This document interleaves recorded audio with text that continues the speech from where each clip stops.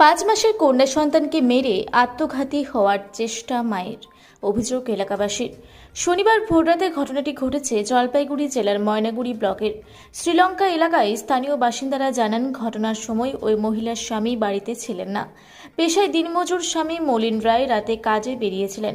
ভোররাতে বাড়ি ফিরে তার স্ত্রীকে অনেক ডাকাডাকি করার পরে কোনো সাড়া না মেলায় দরজা ভেঙে ঘরে ঢোকেন তিনি। ঘরে ঢুকেই তিনি তার সন্তানকে মৃত এবং তার স্ত্রীকে গলায় এবং হাতের শিরা কাটা অবস্থায় দেখতে পান। তখনই তিনি আশেপাশের লোকজনকে ডাকেন, তারা এসে দুইজনকে উদ্ধার করেন, হাসপাতালে নিয়ে যায়। খবর দেওয়া হয় পুলিশে। খবর পেয়ে পুলিশ এসে ঘটনা তদন্ত শুরু করেছে। গুরুতর অবস্থায় থাকা মলিনের স্ত্রী মৌমিতা রায়কে উদ্ধার করে তাকে জলপাইগুড়ি সুপার স্পেশালিটি হাসপাতালে পাঠানো হয়। ঘটনায় চাঞ্চল্য ছড়িয়েছে গোটা শ্রীলঙ্কা এলাকায়।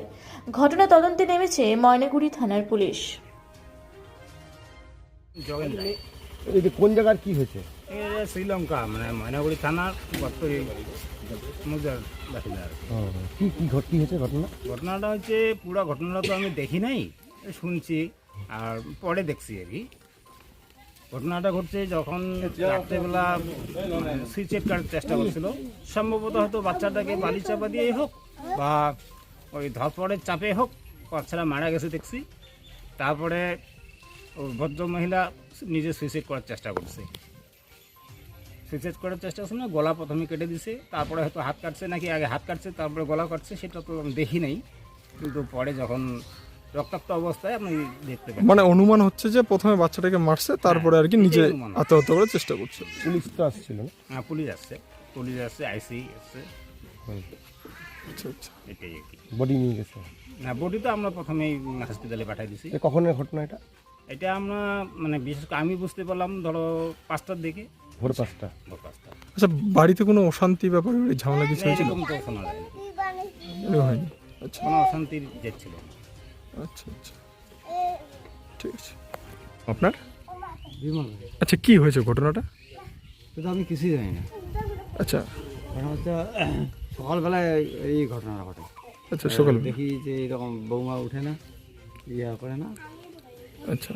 এরকম। আপনার বাড়িতেই ছিল নাকি? হ্যাঁ, আমি তো ডাকে আনছি ওকে 2 বছর থেকে, তো আমাদের বাড়ি মানে আপনার বাড়ি থেকে 2 বছর থেকে আছে? হ্যাঁ। আচ্ছা, স্বামী স্ত্রী? আলাদা খায়। আচ্ছা, আলাদা খায়। স্বামী স্ত্রীর মধ্যে কোনো ঝামেলা হয়েছে কি? না, এরকম কিচ্ছু হয়নি?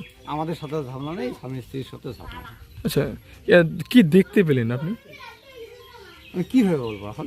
মানে যখন দরজা খোলা হলো তখন কি দেখতে পেলেন?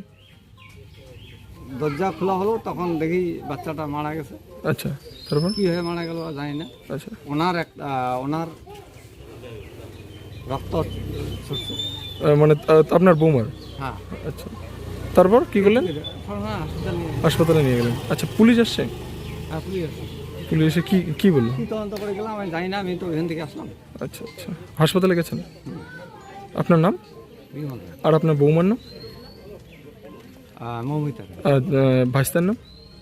মল্লিক। এই জায়গাটার নাম কি? এটা গত জলপেশ।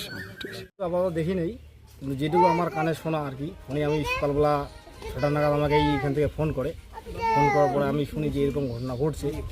এখন ভোর 5টার দিকে নাকি এরকম ঘটনা ঘটছে। কি ঘটনাটা কিরকম? ঘটনাটা হচ্ছে ছোটো একটা বাচ্চা, আগে সে মারা গেছে। এখন কী করে মারা সেটা তো আমরা দেখি নেই, আমি দেখি নেই। পরে যে মা ছিল, মা সুইসাইড করছে। এখানকার লোকাল যারা আছে তারা প্রথমে জলপাইগুড়ি সদরে, তারপরে এখন শুনলাম নাকি শিলিগুড়ি নার্সিংয়ে ভর্তি আছে। এইটুকুই ঘটনা আমি জানি। কি নাম? আমার নাম কিশোর কুমার, এখানে লোকাল, আমি গ্রাম পঞ্চায়েত। ছেলেটার নাম কি? ছেলেটার নাম মলিন রায়, মেয়ের নাম আমার জানা নেই। কী নাম? মৌমিতা রায়। পঞ্চায়েত থেকে, মানে আপনি তো পঞ্চায়েত মেম্বার, দুস্থ পরিবার, কোনো রকম সাহায্য কিছু করবেন সেই ক্ষেত্রে? আমরা অবশ্যই চেষ্টা করবো সাহায্য করার জন্য। এখানে আছে আমাদের পঞ্চায়েত সমিতির মেম্বারও আছে, আমরা চেষ্টা করছি, আলোচনা করে আমরা কী করা যায় একটু ভালো আমরা চিন্তা করেছি। ঠিক আছে। জলপাইগুড়ি থেকে কনক অধিকারীর রিপোর্ট, রূপসী বাংলা মিডিয়া। পুরুলিয়ায় পাত্রপাত্রী যোগাযোগের একমাত্র বিশ্বস্ত প্রতিষ্ঠান বিবাহ পরিচয়। আপনার মনের মতো জীবনসঙ্গী খুঁজতে আপনার পাশে রয়েছে বিবাহ পরিচয়। তাই আর দেরি না করে আজই যোগাযোগ করুন বিবাহ পরিচয়, municipality commercial complex, 2nd floor, Chaibasa road, opposite PWD office, Purulia. Mobile নম্বর 9232440272 অথবা 8370970472।